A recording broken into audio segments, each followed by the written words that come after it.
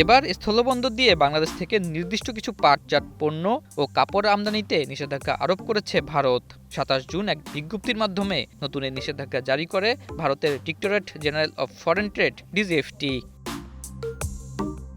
নতুন এই নিষেধাজ্ঞার আওতায় থাকা পণ্যগুলোর মধ্যে রয়েছে কাঁচা পাট, পাটের রোল, পাটের সুতাসহ ওভেন কাপড়ও। ডিজিএফটি বলছে, ভারত বাংলাদেশ সীমান্তের কোনো স্থলবন্দর দিয়েই বাংলাদেশ থেকে এই পণ্যগুলোর আমদানি অনুমোদিত হবে না। তবে নভোসেবা সমুদ্র বন্দর দিয়ে এই পণ্যগুলো আমদানি করা যাবে।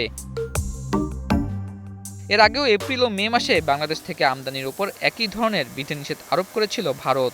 গত ১৭ মে বাংলাদেশ থেকে স্থলবন্দর দিয়ে তৈরি পোশাক পণ্য, ফলমূল, প্রক্রিয়াজাত খাদ্য, কোমল পানীয়, সুতা, প্লাস্টিক ও পিভিসি সামগ্রী, কাঠের ফার্নিচার সহ নির্দিষ্ট কিছু পণ্য আমদানিতে নিষেধাজ্ঞা আরোপ করে ভারত।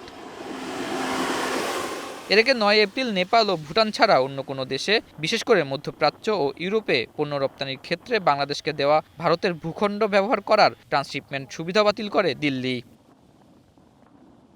২০২২-২৩ সালে বাংলাদেশ থেকে ভারতে কাঁচা পাট রপ্তানি করা হয়েছে $২১,৮০,০০০। অন্যদিকে ২০২৩-২৪ অর্থ বছরে ভারতে $৫১,৫৩,০০,০০০ পোশাক রপ্তানি করেছে বাংলাদেশ।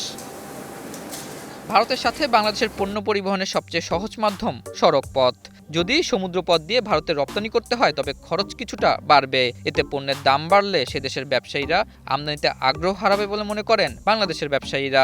৩ পাশ থেকেই কিন্তু আমাদের হলো এক্সপোর্টগুলো হতো। সেই এক্সপোর্টগুলো যদি এখন না হয়, সেক্ষেত্রে আপনার বিভিন্ন ২টা পোর্টের মাধ্যমে শুধু আপনার ইম্পোর্ট করতে পারবে। সেটা যদি আমরা ইম্পোর্ট করি, সেই ইম্পোর্টটা আমাদের ক্ষেত্রে, এক্সপোর্টের ক্ষেত্রে আপনার যারা ইম্পোর্টার আছে, সেই ইম্পোর্টাররা আপনার উৎসাহিত হবে না এবং আমাদের দেশ থেকে আপনার পোশাকগুলো না নিয়ে এটা বিভিন্ন অন্য দেশ থেকে আপনারা তারা সোর্স করবে। ডিজিএফটি আরও জানিয়েছে, স্থলবন্দর দিয়ে ভারতে আমদানি বন্ধ হলেও নেপাল ও ভুটানের আমদানিকারকরা বাংলাদেশ থেকে পণ্যগুলো নেয়ার ক্ষেত্রে ভারতের স্থলবন্দরগুলো ব্যবহার করতে পারবে। আতাউর নিয়ন, স্টার নিউজ, ঢাকা।